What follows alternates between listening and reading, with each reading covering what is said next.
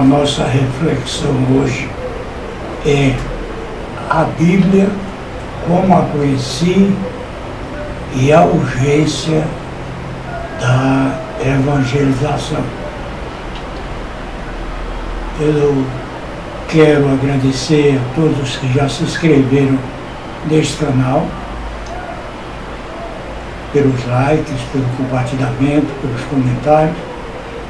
E a você que me assiste pela primeira vez, desejo dar-lhes as boas-vindas, porque o objetivo deste trabalho modesto é falar sobre a palavra de Deus.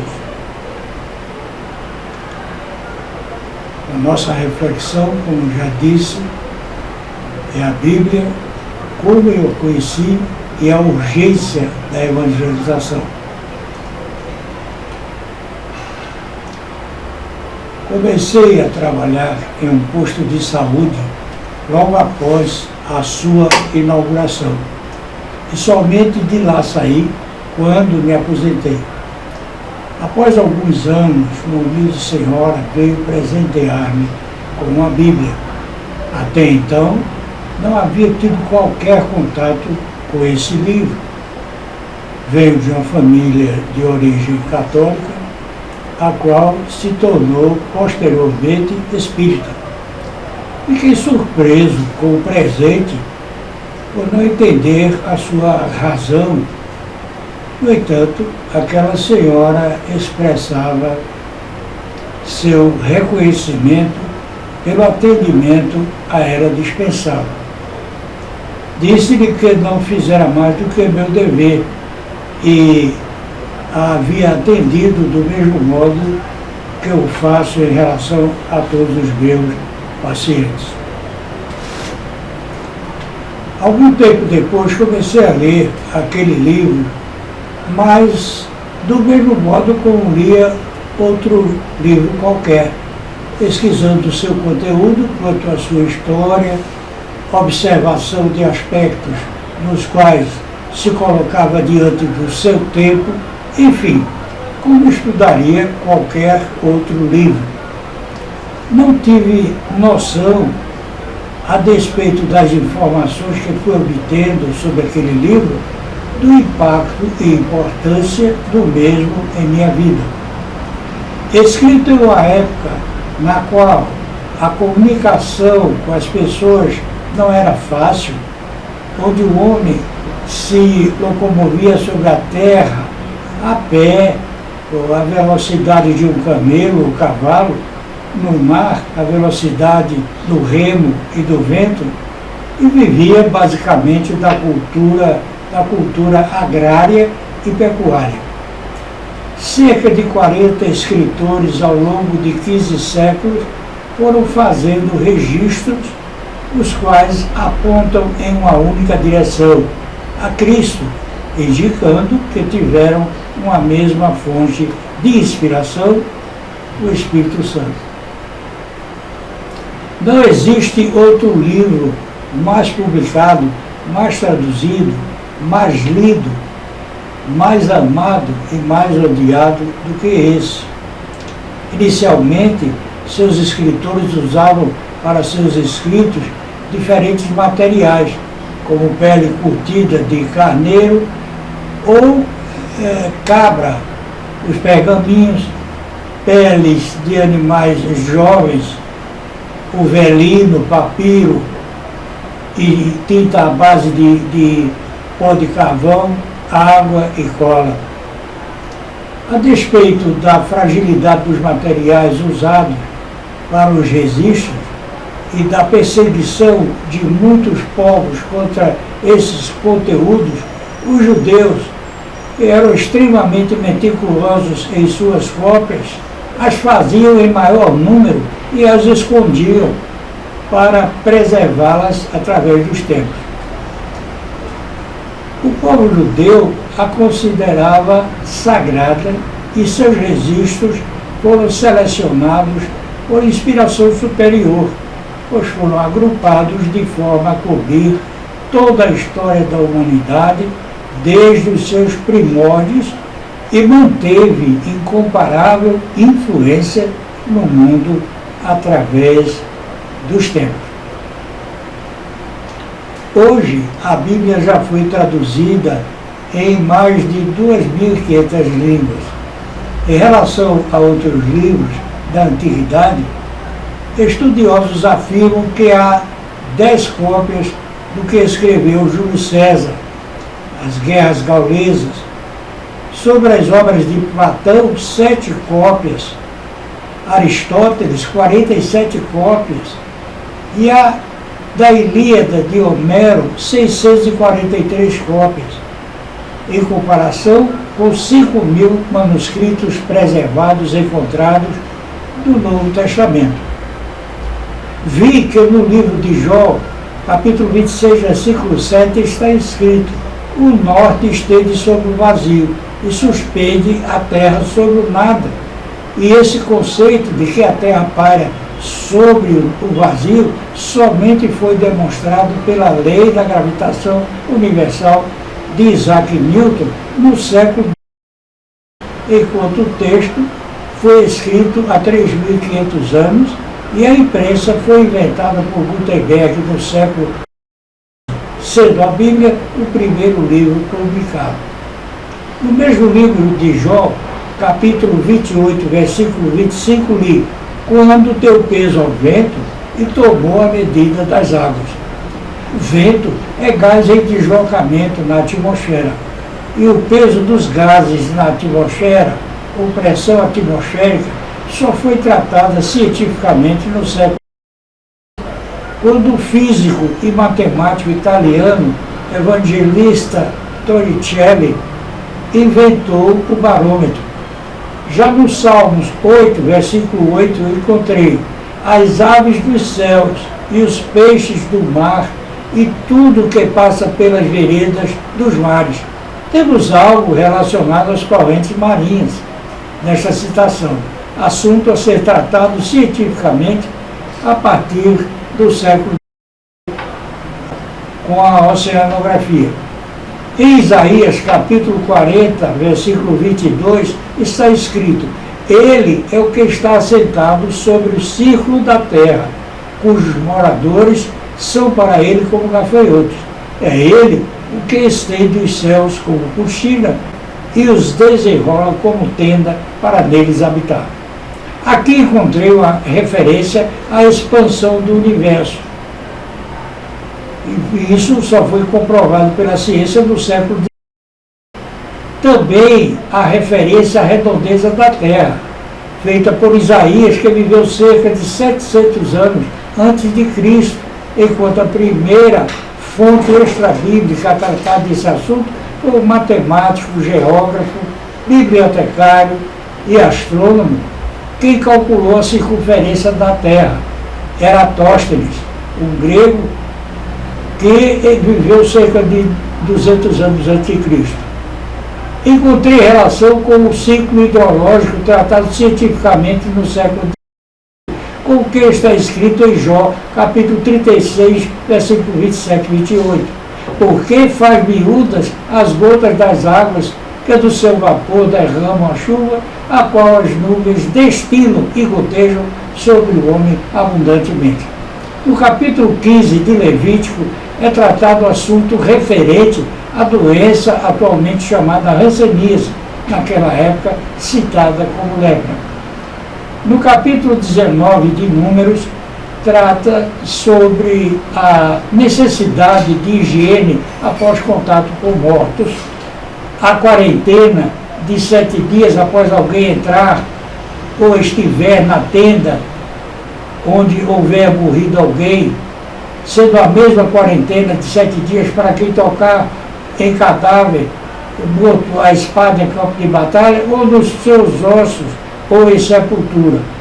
Embora a Bíblia não tenha o propósito de ser um livro de ciência, seu conteúdo antecede muito as várias descobertas científicas.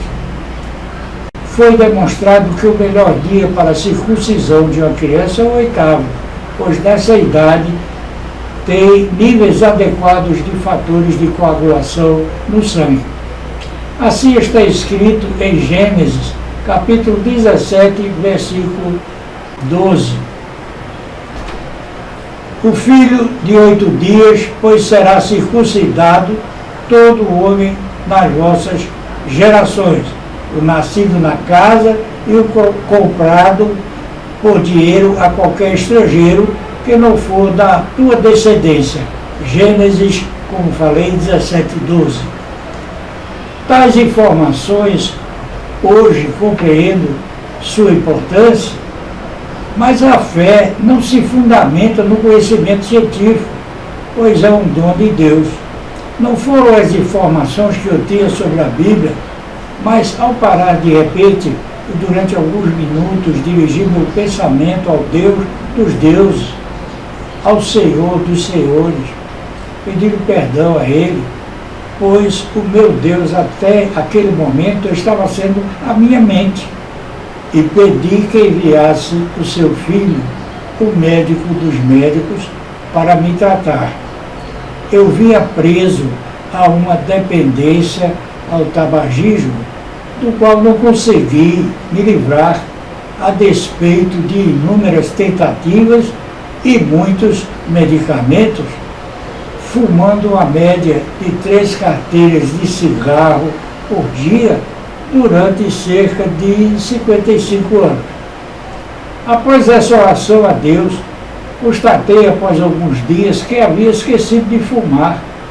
Passei a não tolerar sequer o cheiro de alguém próximo a mim fumando. Mas não foi somente isso. Abriu-se minha visão e vi o quanto mal havia feito até então, sendo mau filho, mau pai, mau esposo, egoísta, voltado ao hedonismo, sem sequer me dar conta da gravidade moral do que fazia. Falei também, agora há pouco, que passei esses 55 anos fumando 3 carteiras de cigarro por dia e desenvolvi uma doença chamada enfisema pulmonar, com inúmeras bolhas de retenção de ar, de aprisionamento aéreo em ambos os pulmões, disseminadas por todos os pulmões, predominando nas suas partes superiores. Isso compromete profundamente a troca de gases ao nível dos pulmões, a absorção de oxigênio e eliminação de gás carbônico no processo chamado hematose. No entanto, poucos dias depois é que eu vim notar que eu simplesmente havia esquecido, a despeito de muitos medicamentos, a efeito de tantas tentativas que fiz para deixar o fumo. Os medicamentos eu cheguei a perder a conta. E passei a não suportar sequer alguém fumar próximo a mim. Fui músico profissional durante algum tempo, antes de me formar em medicina. Hoje não mais gosto de música. Os gostos que tinha antes, hoje para mim, nada representam. Tudo se fez diferente. E minha leitura bíblica passou a ser diária, com a reverência devida em espírito de oração e pedindo sempre entendimento da palavra, o fortalecimento da memória, a prudência da serpente, a suavidade da pomba, mas a ousadia do espírito. Por isso já agradeço diariamente ao meu Deus. Passei a entender então a mensagem do Evangelho, a qual me transformou, pois não é o conhecimento, como disse, o nível intelectual, pois pessoas que não leem, não têm nenhum conhecimento intelectual, elas são capazes, ouvindo, não só de entender a mensagem, mas ser transformadas por elas. A transformação espiritual independe de condição intelectual. Então, essa situação, essa nova vida, essa mudança, eu olhando que hoje subo escadas, falo normalmente, trabalho com máscara, falo bastante durante o meu trabalho e não interrompo minha atividade por falta de ar ou demonstro cansaço. Isto me diz que mesmo que se aventasse uma adaptação do organismo à baixa oxigenação do sangue, pela forçosa redução da capacidade ventilatória, não há possibilidade disso acontecer facilmente com quase 80 anos de idade. Creio que o Deus que me deu nova vida, o único e verdadeiro Deus, deixou esse sinal em mim para servir de testemunho. Desejo compartilhar agora alguns versículos da Bíblia que dizem respeito, que dizem porque é urgente pregarmos o Evangelho. Os meus dias são mais velozes do que a lançadeira do tecelão e acabam-se sem esperança. Jó 7:6. Lembra-te de que a minha vida é como o vento, os meus olhos não tornarão a ver o bem. Jó, capítulo 7, versículo 7. E os meus dias são mais velozes do que um correio. Fugiram e não viram o bem. Jó 9, versículo 25. Passam como navios veleiros, como águia que se lança à corrida. Jó 9, versículo 26. Eis que fizeste os meus dias como apalmos, o tempo da minha vida é como nada diante de ti. Na verdade, todo homem, por mais firme que esteja, é totalmente vaidade. Conforme Salmos 39, versículo 5. Tu os levas como uma corrente de água, são como um sono. De manhã são como a erva que cresce. De madrugada floresce e cresce. À tarde corta-se e seca. Salmos 90, versículos 5 a 6. Porque os meus dias se consomem como a fumaça, e os meus ossos ardem como a lenha. Salmos 102, versículo 3. Quanto ao homem, os seus dias são como a erva, como a flor do campo, assim floresce. Passando por ela o vento, logo se vai, e o seu lugar não será mais conhecido. Salmo 103, versículos 15 a 16. Tudo quanto te vier à mão para fazer, faze-o conforme as tuas forças, porque na sepultura para onde tu vais, não há obra, nem projeto, nem conhecimento, nem sabedoria alguma, conforme Eclesiastes capítulo 9, versículo 10. Nós sabemos que o espírito sobe para Deus e o corpo permanece na sepultura. Porque diz, ouvi-te em tempo aceitável e socorri-te no dia da salvação. Eis aqui agora o tempo aceitável, eis aqui agora o dia da salvação. 2 Coríntios, capítulo 6, versículo 2. Digo-vos que não sabeis o que acontecerá amanhã, porque que é a vossa vida? É um vapor que aparece por um pouco e depois se desvanece, conforme Tiago, capítulo 4, versículo 14. Não costumamos imaginar quão rápido passa a vida e não nos lembramos que não somos melhores que nosso próximo, a quem devemos amar como a nós mesmos, conforme aquele que tudo criou. Amar não significa viver do mesmo modo, impor nossa maneira de ser, mas dizer a quem amamos o que precisa ser dito para seu próprio bem e não o que seria agradável aos seus ouvidos. Mas independente do que pensemos, há somente um Deus que é soberano, que é Senhor, e Ele nos julgará por não obedecermos à sua palavra.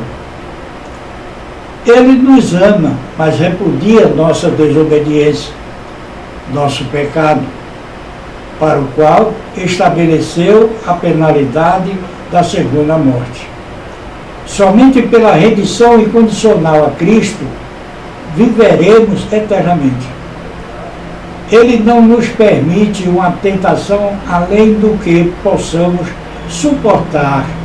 Portanto, pedindo auxílio com sinceridade, confessando nossa incapacidade de entender, de resolver, ou mesmo de crer, Ele não nos deixará sem resposta, pois a fé é dom dele e vem pelo ouvir, e o ouvir pela pregação, conforme Romanos, capítulo 10, versículo 17. De sorte que a fé é pelo ouvir, e o ouvir pela palavra de Deus. As minhas ovelhas ouvem a minha voz e eu conheço-as, e elas me seguem. João, capítulo 10, versículo 27. Se confessarmos os nossos pecados, Ele é fiel e justo para nos perdoar os pecados e nos purificar de toda injustiça. 1 João, capítulo 1, versículo 9. Todavia, precisamos atentar para o que está escrito em 2 Coríntios, capítulo 4, versículo 4, nos quais o Deus desse século cegou os entendimentos dos incrédulos, para que não lhes resplandeça a luz do Evangelho da glória de Cristo, que é a imagem de Deus. E em 2 Timóteo, capítulo 4, versículo 3, porque virá tempo em que não suportarão a sã doutrina, mas, tendo comichão nos ouvidos, amontoarão para si doutores conforme as próprias concupiscências, ou seja, submissão aos prazeres sexuais, ambição por dinheiro ou poder. Ao meu Deus e Pai, Javé, por Cristo Jesus, toda a honra e toda a glória, de eternidade em eternidade. Amém.